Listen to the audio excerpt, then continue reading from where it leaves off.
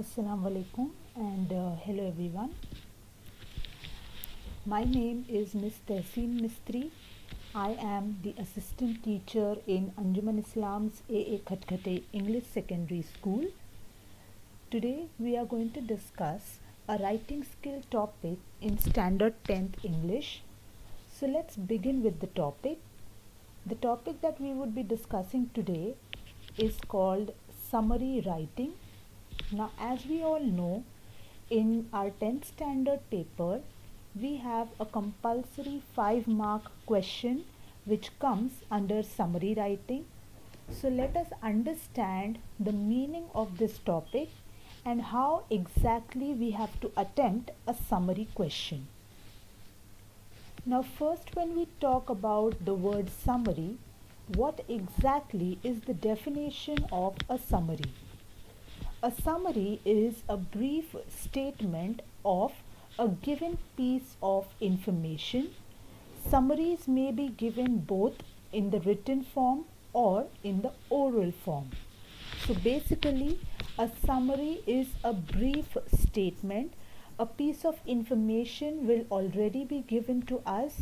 We have to interpret that piece of information in our own words, and it should not be very detailed. It should be in short. A well-written summary is a condensed overview of the original piece of writing. So basically, a good summary is a condensed, it is a short explanation of the original passage that is given in the paper. A few steps to keep in mind when writing a summary and you are good to go. So let us first understand that exactly how does a summary needs to be. So firstly, a summary needs to be accurate. Secondly, it should be clear. Then the summary should be relevant, and also it should be concise. So by the word accurate, we mean that the summary should be exact. It should be an exact replica of the given passage. You cannot include points which are not mentioned in the original passage in the question paper. So when writing a summary, the first thing that we need to remember is we have to include only those points which are already listed in the passage. The second is the summary should be clear. That is, when the reader is reading your summary, he or she should be able to understand what exactly are you trying to convey. Now, you cannot write the summary of the passage as it is given. You cannot write the same sentences that have been given in the passage. You need to reframe those sentences in a simpler language, and that language should be understood by a reader as well. The third point that we need to remember when writing a summary is that a summary should be very concise. It should not be a detailed explanation of the given passage. Your summary should be very short, and in very few words you should be able to explain the entire central theme of the passage that has been given in the paper. Finally, the summary should be relevant. The summary should be relevant means that the summary should be closely related to the given passage. It should be connected to the passage that has been given in your paper. You cannot write points which are not included in the original passage, and therefore while writing a summary you have to be very careful. First, you need to read the passage which is given thoroughly, understand the passage, and then accordingly we have to start attempting our summary writing. Now, there are a few points which we need to remember or we need to keep in mind when we start writing a summary.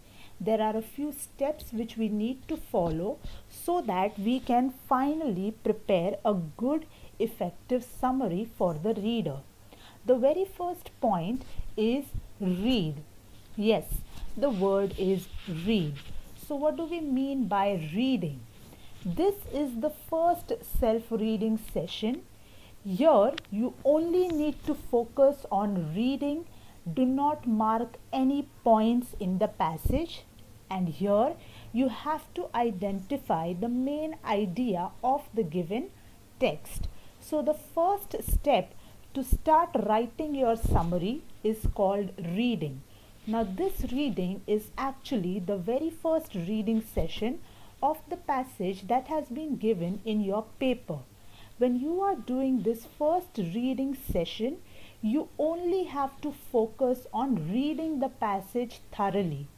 Read each and every word very carefully and understand the meaning of each sentence, but do not mark any points while you are doing the first self-reading session. After the first self-reading session, if you have actually read the passage carefully, at the end of the reading, you will be able to identify for yourself the main idea or the main theme of the passage, whether the passage is based on history or it is based on some scientific developments and inventions. So whatever the main idea of the passage is, you would be able to understand and identify that idea only after you have thoroughly read the passage without marking any points. The second step that you have to follow when you start writing your summary is gather the main idea. After the first self-reading session, think about the important points of the text and determine the 5 W's, that is who, what, where, when and why of the given text. So after you have completed the first self-reading session and you have also identified the theme of your passage, after that the second step would be to think about all the important points of the given passage. Not all the sentences of the given passage would be important, and you would not want to include all the sentences in your summary. So think for yourself which points according to you are very important in the given passage, and while you are trying to identify the important points, you can take help of these 5 W's. That is, you can ask yourself questions starting with who, what, where, when and why. Based on these 5 questions, you can get 5 relevant responses which are directly related to the passage, and you can use these responses for framing your entire summary. The third step is reread. This is the second reading session. Read the story again, marking the points you want to include in your summary. Highlight the quotes if any and number the major events in proper order. So now that you have finished the first self-reading session, you have also identified the main points of the summary. Next is you have to again read the entire passage. Now when you are doing the second reading session, you don't have to read the entire passage in detail. You can just go through the passage at a glance, and when you are doing so, with the help of your pencil, very lightly you have to mark the important points which you are planning to include in your summary. Also remember that if in the passage which is given in your paper there are some quotes, some famous proverbs, or there are some historical events which have been given, you have to include all these in your summary because they add an extra effect to your piece of writing. So this is the second reading session. In this second reading session, you just have to read the same passage of the question paper at a glance, marking the important points which you plan to include in your summary, and also you have to compulsorily include the quotes, the proverbs, and the chronological events which have been given in the original passage. The fourth step is to organize your notes. Now that you have planned everything, that how you are going to write your summary and what all points are you going to include in your summary, next you have to start organizing your notes.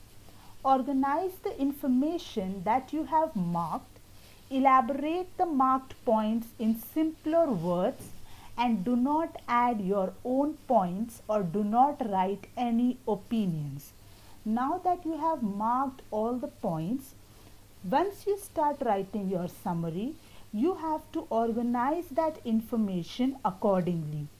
Don't mix up the points. Don't write the third point in the first place, the first point at the end.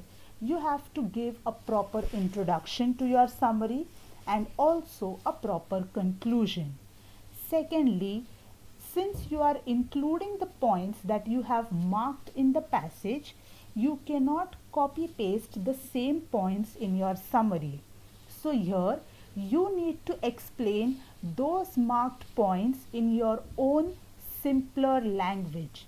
And also remember compulsorily, do not add any extra points of your own, or do not give any opinion or any suggestion related to the passage. So this is the fourth step for writing a good summary. The fifth and the final step is to draft your summary. So how do we begin writing a summary? We have everything in place with us now. So now is the time to start writing our ideas on paper. So the first step is that compulsorily you have to give a suitable title to your summary. It may or may not be mentioned in the question paper, but you should know for yourself that you are expected to give a suitable title to your summary, a title which will explain what your summary is all about.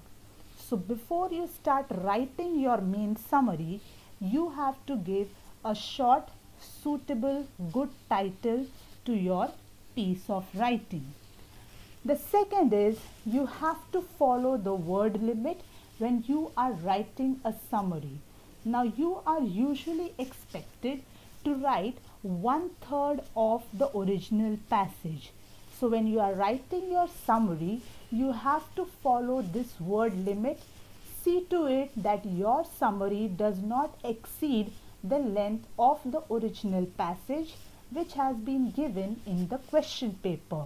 That is what we mean by expressing too much in very few words. Next is always write in present tense. Now this is what we expect when you are writing a summary. You have, since you are explaining the summary in your own words, you are expected to write in the present tense, but then this point can fluctuate according to the passage that has been given in the paper. You may divide your summary into 2 paragraphs. So either you can write one single paragraph as your summary, or you can divide your ideas into 2 small paragraphs, but then too, even if it is 1 paragraph or 2 paragraphs, you have to stick to the word limit.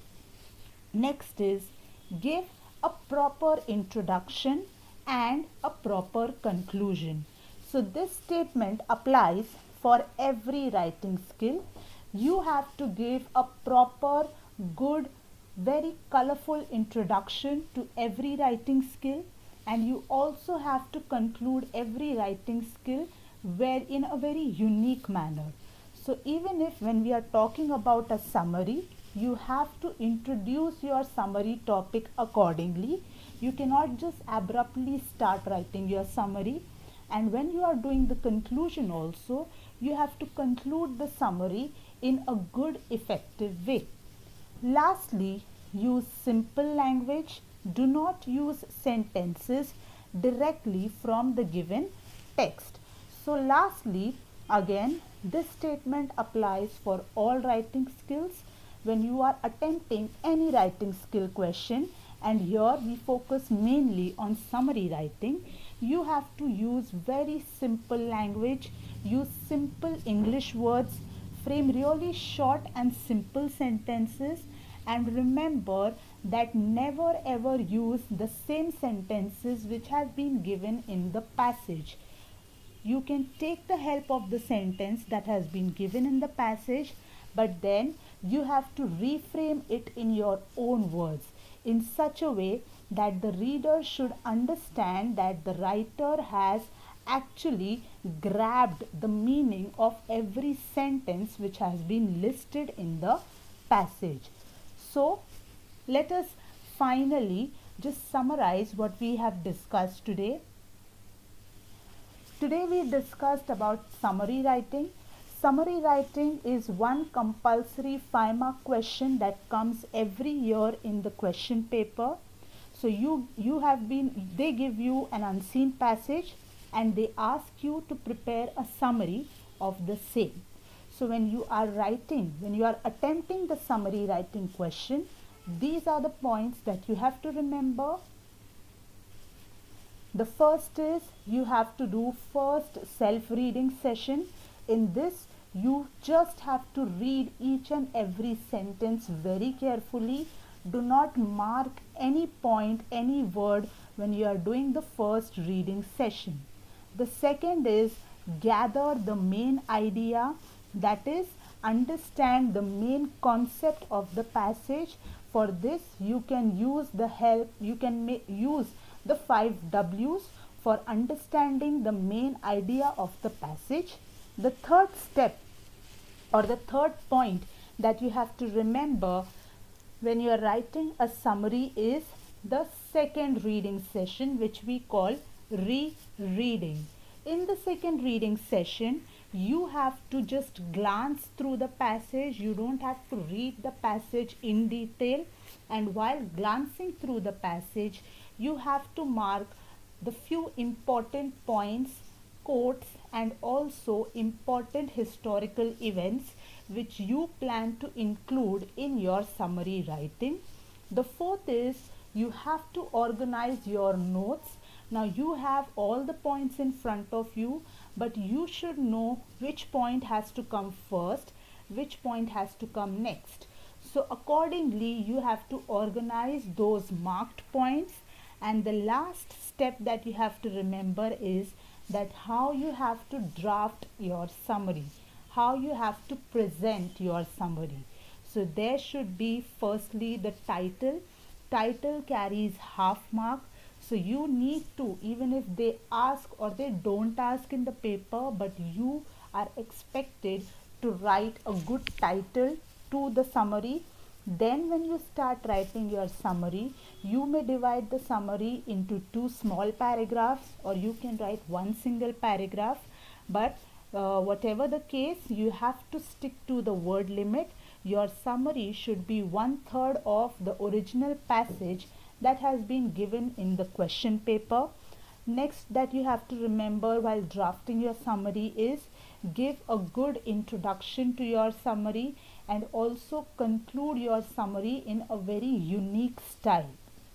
And when writing the summary, never ever use the same sentences or the same statements that have been given in the original passage.